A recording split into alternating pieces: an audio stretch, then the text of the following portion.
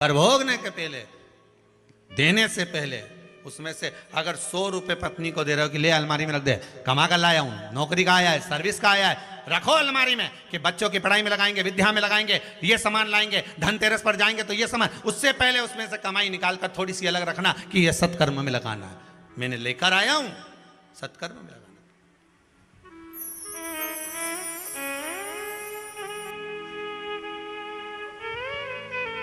सत्कर्म की ओर लगा। फिर कहेंगे अगर दान भी नहीं कर सकते हो, किसी जगह पर लगा भी नहीं सकते हो, तो अपने ऊपर खर्च करना सीखो, अपने ऊपर खर्च करो। एक ही जोड़ मोजे, उसके भी अंगूठे फट गए, मोजे पीछे रह गए, अंगूठा बाहर निकल गया। पत्नी ने कहा सुनो, बच्चे के मोजे लाना है। पिता गया, मोजे ला कर दे दिए। सुनो, बाजार जा रहे हो तो मेरे लिए थोड़ा सा पाउडर का डब्बा ले आना। गया, ला दिया। सुनो, त्योहार आ रहा है, सेव मिक्सचर ला के रखना, सोन पापड़ी ला के रखना, मोहन थाल ला के रखना। गया, ला दिया। पर व्यक्ति जब खुद के ऊपर खर्च नहीं कर पाता, मन करता है कि अब क्या बाजार जाऊंगा तो मोजे खरीद के लाऊंगा। फिर बाजार गया, काम इतना था, नहीं खरीदा। फिर गया, फिर काम इतना था, नहीं खरीदा। खुद के लिए नहीं कर पाता। कमा खुद रहा है, ला ढेर खुद रहा है, दिन भर मजदूरी जैसा काम कर रहा है, 8 बजे से जाता है, रात को 10 बजे आता है, दिन भर माथा पच्ची करता है और अपने ऊपर खर्च ही नहीं कर पाता है, स्वयं के ऊपर खर्च ही नहीं कर रहा। कमा कमा कर थक गया, 60 की आयु हो गई। अब मन में सोचा अब दिल से खाऊंगा। अब दिल से खाने के लिए जैसे ही बैठा, पत्नी से कहा जा जरा सा हलवा बना ले, अच्छा देसी घी का, ऐसा देसी घी का हलवा बना। अब जब शरीर काम का था, खाने का समय था, तब खा नहीं पाए। अब 60, 65, 70 में बोला कि देसी घी का हलवा बना ले, तो मुंडा में एक बादाम आई, 4 घंटा तक चलती रही, क्योंकि सोफा सेट तो था ही नहीं। सारा मुंडा का दांत तो निकल ही गया था। एक बादाम मुंडा में ऐसी आ गई हलवा की, सब लोग हलवा खा के चले गए, नहीं मुंडा में दांत में बस केवल एक बादाम ही निकल रही। तो इतने में बहू ने कहा क्यों पापा तुमने ये हलवा नहीं खाया? खाऊं तो सरूं, परंतु ये एक ऐसी भरी है, तो ये बादाम के फिर निकाल दो, हलवा खा लो। है 400 रुपए किलो की बादाम। सुबह से डली 9 बजे से 11:30 बजे गली, तब जाके अंदर पहुंची, हलवा ही ठंडा हो गया। कहा जब दांत थे तब चने नहीं थे, जब चने थे जब दांत नहीं थे। अभी भी कुछ नहीं बिगड़ा तुम्हारा, सुधर जाओ रे भेरू, सुधर जाओ, अभी भी कुछ नहीं बिगड़ा। फिर कहेंगे जीवन का कोई भरोसा नहीं है, कोई भरोसा नहीं। क्या भरोसा? समा बुझ जाएगी जलते जलते, मारा चली, दम निकल जाएगा रोशनी का, क्या भरोसा जिंदगी का, क्या भरोसा। सोचो, सब दुनिया के लोग समय समय पर आने वाले हैं, सारी दुनिया के लोग समय समय पर। ठंड आती है तो स्वेटर निकल जाते हैं, बोलो सही है गलत है? इतने दिन के धरे धराए अलमारी में पैक फंसे हुए पेटी में से निकालना पड़ते। ठंड आई, स्वेटर निकल गए। उसी तरह जैसे ही तुम्हारे यहां संपदा आई, ढेर सारे निकल गए। हमारा काका जी का छोरा है, हमारी बुआ जी का लड़का है, हमारा नाना जी का छोरा है। ये स्वेटर की तरह है। ठंड आई तो स्वेटर निकले, जब धन आया तो दुनिया के लोग निकले। जैसे ही तुम्हारे पास पद प्रतिष्ठा सम्मान आएगा, ढेर तुम्हारे अपने हो जाएंगे, ढेर किसी को बनाना नहीं पड़ेगा। ठंड आते से स्वेटर निकल जाए, उसी तरह ये निकल जाए।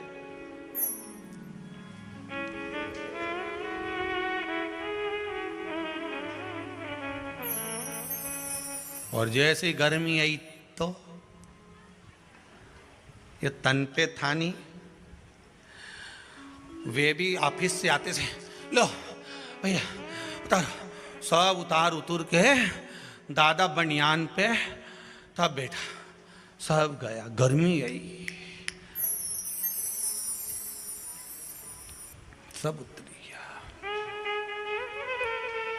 जब समय आया बेकार, जितते थे सब चले।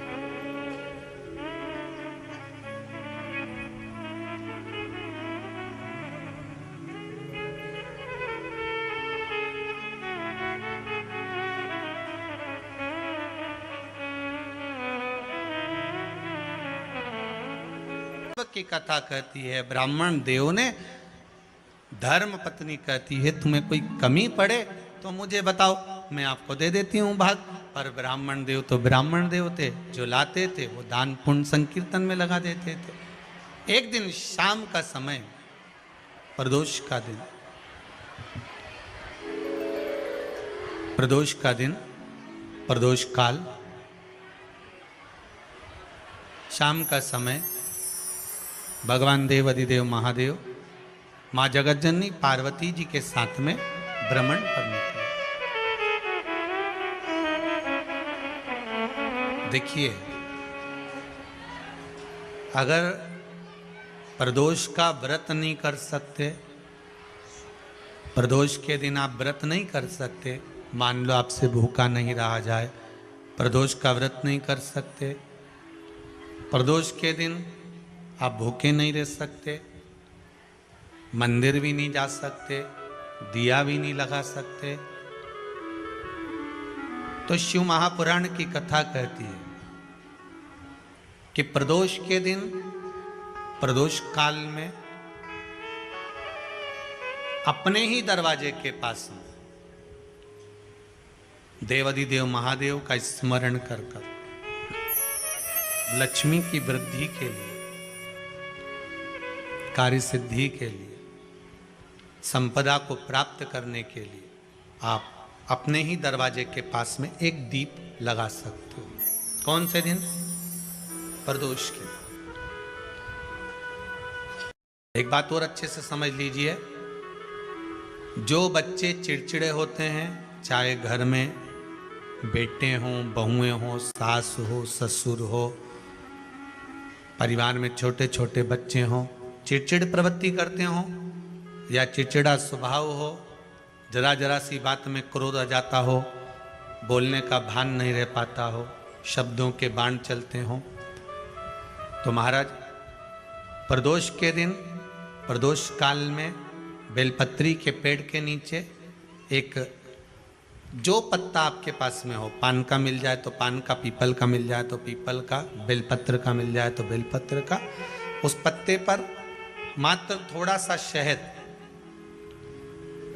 और 7 दाने चावल के रखकर घी का दिया लगा दो महाराज, और थोड़ा सा जल हाथ की अंजलि में लेकर भगवान देवाधिदेव महादेव का स्मरण कर कर कि इस बेलपत्री के वृक्ष के नीचे माता लक्ष्मी, पार्वती, सरस्वती विराजमान है। इसी बेलपत्री के पेड़ के नीचे मेरे देवाधिदेव महादेव का 12 ज्योतिर्लिंग का स्वरूप प्रकट है। उनका स्मरण कर कर जल चढ़ा दीजिए और उसका स्मरण कर लो जो चिड़चिड़ प्रवृत्ति करता हो, क्रोध करता हो, जिसको बोलने का भान नहीं होता हो, सम्मान नहीं देता हो, अपशब्द कहते हो, उनका स्मरण कर कर आप छोड़ेंगे। एकदम एक प्रदोष करेंगे, दूसरे प्रदोष तक तो आपको कोई दिक्कत ही नहीं। ब्राह्मण देवता आज मंदिर के दरवाजे पर बैठे हुए थे, मंदिर की बुआरी लगाकर बेलपत्री को उठाकर एक बोरे में, एक बारदान में, एक झोले में भर रहे थे।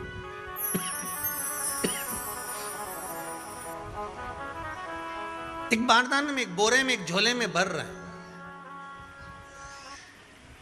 पहले भी कथा में आज फिर कहते हैं, शिव मंदिर में जल बाद में चढ़ाना, शंकर के मंदिर में जाकर पंचामृत स्नान बाद में कराना, शंकर जी के मंदिर में जाकर पूजन बाद में करना, पहले थाली एक और रखकर शिव मंदिर में झाड़ू, पोछा या जो बेलपत्री, निर्माल्य जो भी रखा हो, उतरा हुआ सामान, उसको भरकर कहीं एक और, जहाँ मंदिर वाले रखते हो वहां ले जाकर रख दो, झाड़ू पोछा एक बार जरूर। इस ब्राह्मण के चरित्र को सुनिए जो शिव महापुराण में वर्णन किया गया। कार्तिक महत्तम की कथा कर रही है। कार्तिक मास में पड़ने वाले प्रदोष के दिन महाराज वो ब्राह्मण बेलपत्री को उठा उठा कर बारदान में भर रहा था।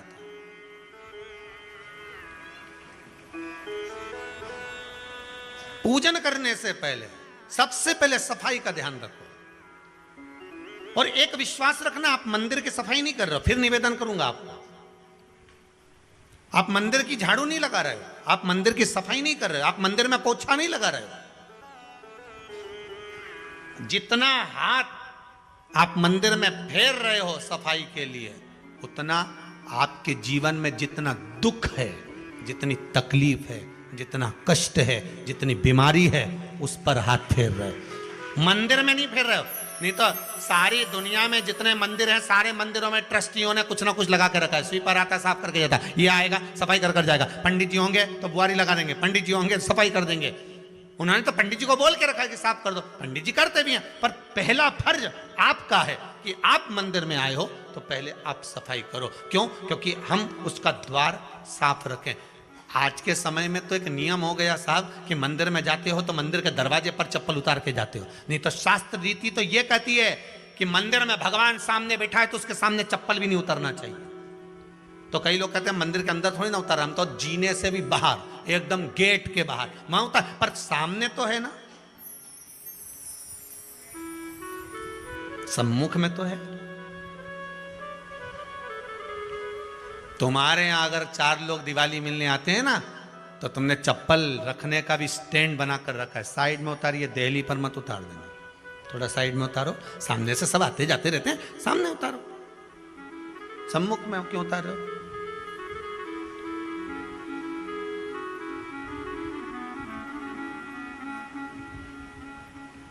थोड़ा द्वार पे से दूर उतारिए।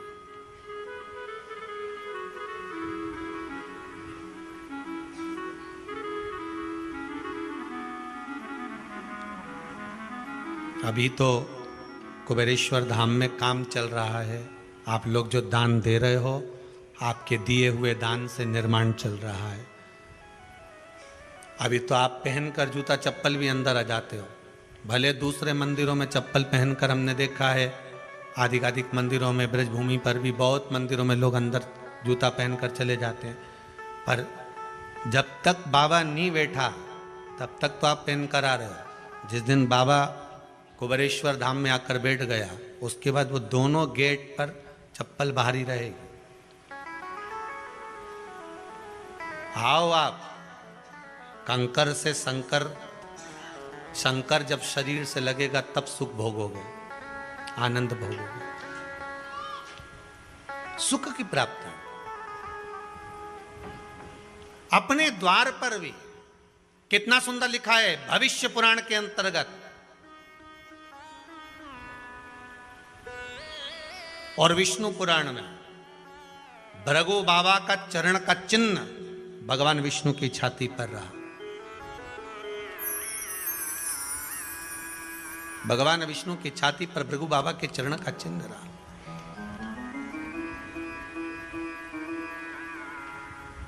चरण का चिन्ह। अब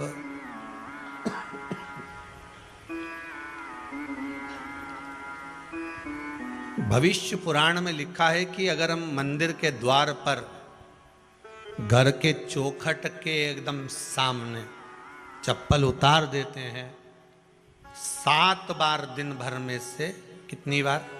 7 बार विष्णु पुराण कहती है ऐसा कोई दिन नहीं होता जिस दिन दरवाजे पर 7 बार लक्ष्मी आकर खड़ी नहीं होती हो। कल एक कथा कही थी आपको कि प्रत्येक मनुष्य के भाग्य में सुख लिखा है, केवल मंथन करना।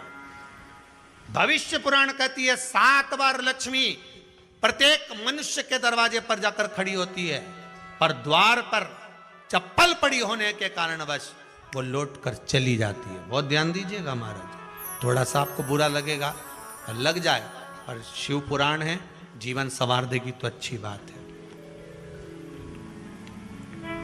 जीवन संवार दे तो अच्छी बात है। मंदिर के द्वार पर हम जब चप्पल छोड़ते हैं,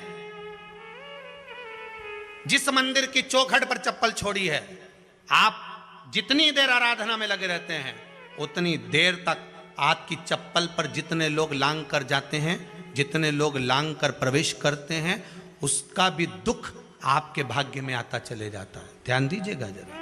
चप्पल का भविष्य पुराण में पढ़िएगा कवि की पादुका का महत्व क्या है, पादुका किस ओर उतारना चाहिए, पादुका को कहाँ रखना चाहिए, किस जगह पर बुआरी झाड़ू को रखना चाहिए, किस जगह पर चलनी को रखना चाहिए, सुई उस सुई को जिस हाल में सब बैठते हैं उस हाल में क्यों रखा जाता है? सुई तो इतनी सी है, पर जिस हाल में सब बैठते हैं उस हाल में ना तो झाड़ू रखते हैं, उस हाल में ना चलनी रखते हैं। भैया क्यों नहीं रखते? कारण क्या है कि जिस हाल में सब बैठकर बात करें, आवक जावक की बात हो, व्यापार की बात हो, लक्ष्मी की बात हो, प्रेम स्नेह की बात हो, आपस में बैठकर सब चर्चा कर रहे हो, अगर वहां छलनी होगी, झाड़ू होगी, तो बैठे बैठे बात करने में विवाद चालू हो जाएगा। 15-20 मिनट तुमने बहुत प्रेम की बात करी, अच्छे से बात करी, पति पत्नी बहुत प्रेम की बात कर रहे थे, मालूम पड़े बात करते करते से कब झगड़ा उत्पन्न हो जाए तो समझ में नहीं आया। हमारी बहू को क्या हो जाता है, बैठे बैठे बात करते करते झगड़ा कर देती है, जरा सी बात में झगड़ा चालू हो जाता है। कारण क्या है? जिस हाल में तुम बैठ रहे हो, जिस कमरे में तुम बैठ रहे हो, जिस हाल के अंदर सब बैठकर चर्चा करते, बात करते, चित्त करते, आपस में बैठकर सब लोग एक दूसरे के बातचीत करने बैठे हैं, आए व्यय देखने बैठे हैं, दुकान व्यापार की बात करने बैठे हैं, उस जगह पर भी झगड़े का क्रम कहां से आ गया? एक ना एक का मुंह क्यों फूल गया? कारण क्या था? कोई बात टेंशन क्यों आ रहा है? मतलब उस हाल में या तो चलनी रखी है या झाड़ू रखी है, भले तुमने सोफे के नीचे फंसा दियो, भले तुमने पीछे फंसा दियो, पर पड़ी जरूर है, रखी जरूर है, कहीं ना कहीं पड़ी होगी।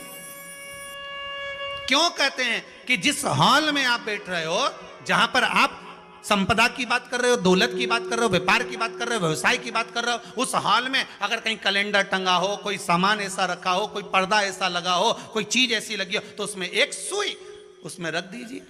क्यों कहते हैं? हमारे यहां दूल्हा भी जाता है ना, तो उसका जो साफा बनता है या जूता उसको पहनाते हैं, उस तक में पिन टच करके भेज देते हैं। बोलो सही है कि गलत है? दूल्हा तोरण लगाने जा रहा है, दूल्हा तोरण देने जा रहा है, तो उसके जूते में भी पिन घुसेड़ कर भेजते हैं, पिन लगाकर भेजते हैं, उसके साफे में पिन लगाकर भेजते हैं। एक भले सुई नहीं लगाएंगे तो आलपिन लगाकर भेज देंगे। क्यों भेजते हैं? उसका कारण क्या? कि लक्ष्मी को लेने जा रहा है, संपदा लेने जा रहा है, और जिसको वो ब्याह करने जा रहा है उसका संबंध सुई और धागे के संबंध जैसा हमेशा सिला हुआ होना चाहिए, उधेड़ा ना जाए, कैंची जैसा कटा हुआ नहीं होना चाहिए। एक एक प्रमाण को जरा देखो तो। पर दुनिया के लोग कहते हैं साहब हमारे यहाँ तो सुख नहीं है, शांति नहीं। शांति तुमने भंग करी, कोई दूसरा भंग करा। चप्पल उतार दी दरवाजे पर, मंदिर के द्वार पर। हम तो यहाँ तक कहेंगे पशुपति व्रत करने जा रहे हो, पशुपति व्रत को धारण करने जा रहे हो, एक सोमवार मत पहनो चप्पल। जब मंदिर जा रहे हो तब दिन भर पहनो, मंदिर जाओ मत पहनो। कोई जरूरी है कि मंदिर पहनने चप्पल पहनना जरूरी है? मत पहनो। मंदिर के द्वार पर जहां भगवान विराजे हैं उसके द्वार पर अगर आपने चप्पल उतारी है, आप तो अंदर चले गए, पर जितने लोग लांग रहे हैं उसका मालूम, उसका स्मरण कितना कितना गया। छाता, चप्पल, आसन, मांग का टीका, इसका भी वर्णन पहले कर चुके हैं कथाओं में, आप लोगों ने सुना होगा। छाते का भी वर्णन किया। किसी का छाता बारिश में तुम लेकर आ गए, पानी गिरने लगा, जी जी तुम्हारा छाता देना, छाता तो लेकर आ गए, पर जितने दिन तुम्हारे घर में रखा हुआ है उतना दिन तक हिसाब लगा कर रखना कि 15 दिन रखा तो तैयारी रख लेना। 15 दिन में कितने घंटे हुए, कितने घंटे कितने पल, उतना आपको दुख भोगना पड़ेगा। दूसरे का छाता आया, इसलिए कोई प्राण छोड़ता है, मरता है, तो उसके पद में यही सब चीजें देना पड़ती। क्या क्या बोलते जाओ, छाता, चप्पल, आसन, माला, सब देना पड़ता है। बोलो देते कि नहीं देते? तो क्यों देना पड़ता है? छाता क्या काम का कि छाता देना पड़ेगा? क्या व्यक्ति 24 घंटे क्या धूप में रहता था कि पानी में रहता था जो छाता देना पड़ेगा? चप्पल क्यों देना पड़ेगा? किस लिए देना पड़ेगा? उसका शास्त्र प्रमाण।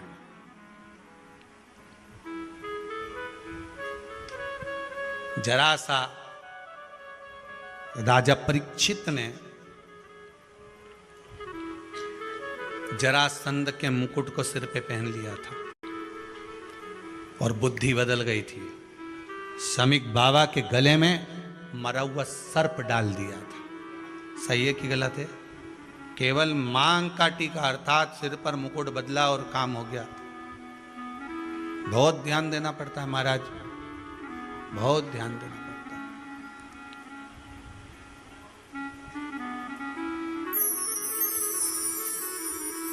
तुम्हारी चप्पल कोई ले गया, तुम रो रही। किसी ने पूछा क्या हो गया? मेरी चप्पल कोई ले गया था, फिर मैं दूसरे की ले गई। तुम्हारी से कोई दूसरा ले गया, तुम दूसरे की ले गई।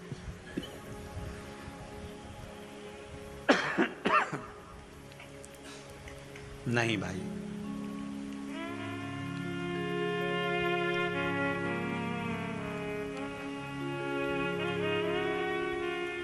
उसको प्राप्त करने के बहुत तरीके हैं। एक सत्य बात कहें, 7 बार लक्ष्मी प्रतिदिन मनुष्य का द्वार झांकने के लिए आती है। ऐसा कोई दिन नहीं जाता जिस दिन तुम्हारा भाग्य भगवान पलटने के लिए नहीं बैठा हो। वो तो इंतजार करता है कि ये गेंद फेंके और मैं चौका छक्का लगा दूं। वो कहते हैं ना, एक ओवर में कितनी गेंद फेंकते हैं? जम के बोलो। अरे एक ही फेंकते हैं। एक ओवर में कितनी गेंद फेंकते हैं? एक। वही गेंद बार बार फेंकते हैं ना। गेंद तो एक ही है नहीं, वो तो बार बार गिना है तो 6 बार गिना, तो फेंकी तो एक ही है कि बदल बदल के फेंक दी, पीली नीली हरी गुलाबी? नहीं, एक ही है।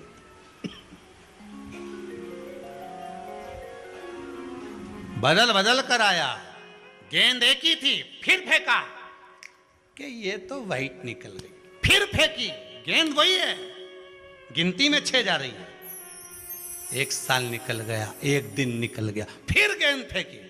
अरे साहब, एक भी रन नहीं बना, फिर फेंकी, अभी भी नहीं बना, फिर फेंकी तो के बाउंड्री तक तो पहुंच गई है। अब की बार जो फेंकी तो के ऊपर से निकल गई, सीधे 6 पे पहुंच गई। भगवान भी ये कहता है, एक ही गेंद है, 6 बार फेंकी है। शास्त्र कहता है 7 बार दरवाजे पर लक्ष्मी आती है, मौका देखती है कि कब मौका मिले मैं इसके घर में प्रवेश कर जाऊं। पर कभी कभी ये निंदा करती दिखती है, कभी बहू की चुगली करती दिखती है, कभी टीवी में मन लगाए दिखती है, कभी सुई धागा लेके बैठी मिलती है, कभी झाड़ू लगाती फिरती है, कभी दरवाजे पे चप्पल खुली मिल जाती है, कभी कुछ मिल जाता है। मैं बार बार आती हूँ, अब नहीं माने तो मैं कई करूँ, मेरे को तो जाना पड़ेगा। मेरे को तो जो नियम है, सर्विस करने वाला, नौकरी करने वाला तो टाइम पे आएगा। तुम भले कंप्यूटर चलवाओ, चाहे मोबाइल उड़वाओ, चाहे तुम लिखा पढ़ी करवाओ, बोलो सही है गलत है, उसको तो करना है। बोलो साहब क्या करना पड़ेगा? लग जाओ कंप्यूटर पे, लग जाओ, उठाओ मोबाइल, ये तो उसको तो करना है। वो तो टाइम पे पहुंच गया 9 बजे। लक्ष्मी जी भी टाइम पे आती है। आई दरवाजे पे क्या देखा उसने कि ऐसा ऐसा है। कई की तो आदत पड़ी, रोटी घर में बना हुआ सारा दाल चावल सब्जी वब्जी जो बच गई उठा के मैं दरवाजे के पास में रख के आ गई। लक्ष्मी जी सोचे बताओ, ऐसा तो पहले से रख, अंदर चली गई और ऐसा खिला दिया तो मैं तो नहीं जाऊं। लक्ष्मी जी वापिस चलती। कई लोगों की आदत, आटा छना हुआ, ऊपर की जो चापड़ थी, उनने कहा गाय खा के चली जाएगी, ओटला पे पटक के आ गए। लक्ष्मी जी इतने में आई कि चापड़ तो यहाँ पटक के चली गई। मैं काय को जाऊं, छलनी में से जा उधर, नहीं जाऊं। कितना कहा है महाराज, केवल 1 दिन का इंतजार रहता है। दिवाली आए, लक्ष्मी जी हमारा घर आएगी ने, लीप लिया ने, पोत लिया ने, मांडना भी मांड लिया, लक्ष्मी जी का पाँव भी मांड लिया ना, कमल का फूल भी मंगवा लिया, गेंदा की माला भी बुलवा ली, सारी गेंदा वेंदा की माला दरवाजे पे भी लगा दी। चौक मोक पूर के बेटी इंतजार में, लक्ष्मी जी आएगी, लक्ष्मी जी आएगी। लक्ष्मी जी बोली मैं तो रोज आऊँ री जी, मैं तो रोज आऊँ, पर कई करूँ थारी बुद्धि काम नहीं करे, मैं कई करूँ, मैं तो रोज आऊँ। फिर के लक्ष्मी मैया अब की बार आ गई तो जाजे मती रही, बड़ी तकलीफ में हूँ। लक्ष्मी जी बोली नहीं जाना तो पड़ेगा, दिवाली का दिन है, हमारे 10 के घर जाना पड़ता है, बड़ी मुश्किल से तो गुजिया पपड़िया मिलता है, नहीं जाऊंगी तो अच्छा नहीं लगेगा, तो जाना तो पड़ेगा। पर रोज आऊंगी, प्रतिदिन आऊंगी। तू अगर मुझे रोक सकती है और अपने घर में बुला सकती है तो बुला ले, और आऊंगी मैं प्रतिदिन और जाऊंगी भी मैं प्रतिदिन। लक्ष्मी आती भी खूब है और जाती भी खूब है, एक जगह टिकती कभी नहीं है। बस उसको बुलाने का तरीका होना चाहिए।